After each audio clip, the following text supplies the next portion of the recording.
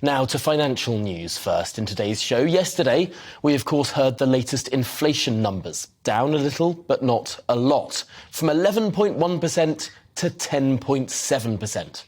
Well, now, today at noon, the Bank of England will release its latest interest rates decision. Traditionally, it has been monetary policy that it's been the primary responsibility for controlling inflation, which means interest rate rises. But this government has said they want to create the conditions for lower interest rate rises through tighter fiscal policy, which we would see through wage and spending restraint. The Chancellor has, of course, continually said that inflation remains the number one enemy that makes everyone poorer. And yesterday he added, getting inflation down so people's wages go further is my top priority. Well, let's make sense of this now with our economics and business editor, Liam Halligan. And Liam, what are we expecting to hear from the bank at noon?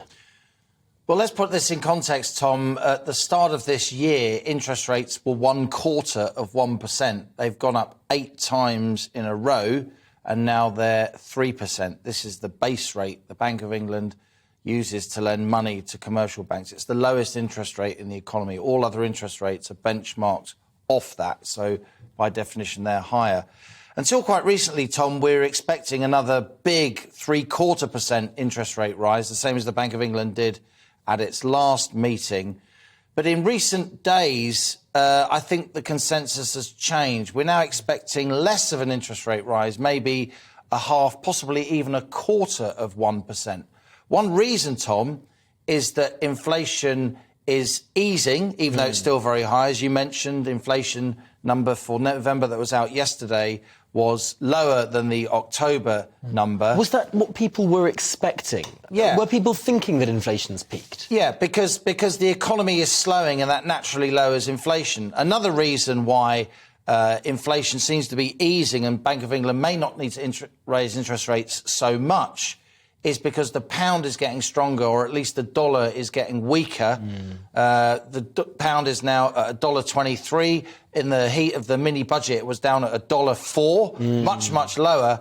And of course, a more expensive, a stronger pound means that when we import things, particularly fuel, which is priced in dollars, it's cheaper, and that feeds in to lower price rises. But inflation is still at a 40-year high, and interest rates are still going to rise today, just probably by less than we thought. It's interesting because the dollar is certainly stronger against the pound than it was this time last year, although a bit weaker compared to a few weeks ago. The Federal Reserve in the United States has been raising rates more aggressively than the Bank of England for the last few months.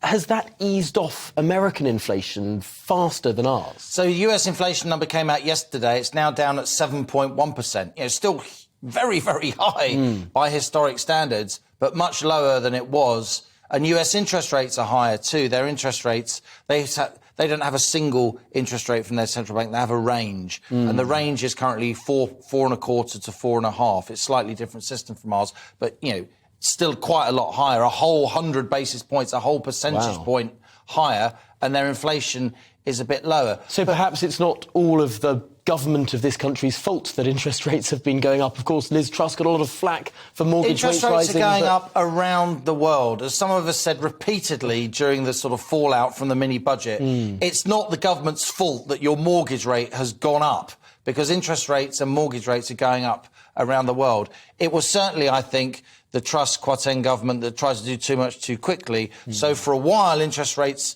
in the money markets, mortgage markets, personal loan markets and so on spiked up a bit more than they would. But they've come down actually quite significantly since then. The average mortgage rate is now below 6%. Which is lower than it was at the height. And that doesn't get a lot of coverage. Of course it doesn't, because it's complicated and, people don't focus on business and economics, do they? Just finally in this conversation, this new Rishi Hunt government has been determined to try and limit the interest rate rises. They think that bigger mortgage rates are politically toxic. People are very over-leveraged in terms of the amount of debt they have. Is the strategy working? Is the strategy of limiting public expenditure, perhaps limiting pay rises, limiting, I suppose, fiscal growth, is that... Tax and spend, Is that making sure that monetary policy, interest rates, are less aggressive? Well, economics isn't a science. It's always difficult to prove a negative, right, to prove a counterfactual. But certainly it seems in line with logic that if the economy is slowing, then there's going to be less inflation, so you don't have to raise interest rates so much.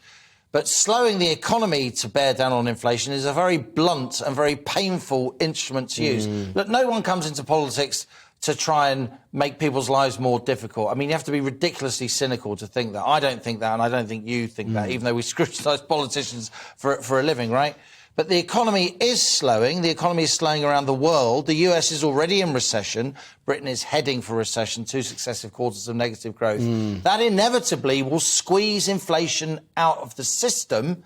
And if the government thinks it makes sense to rein in public spending a bit, or it's not going up as quickly as it would, then that's what they will do. Just quickly, I'll be talking about this throughout the morning, and certainly I'll be here at noon when the decision is made. Definitely. One possible blot on the landscape, a possible squall, if we have a big increase in hostilities between Russia and Ukraine, oil and gas prices spike again, the idea that inflation has currently peaked will seem like a bad joke. Really important one to watch. We'll be talking about Ukraine a little bit later in the programme, but for now, Liam Halligan.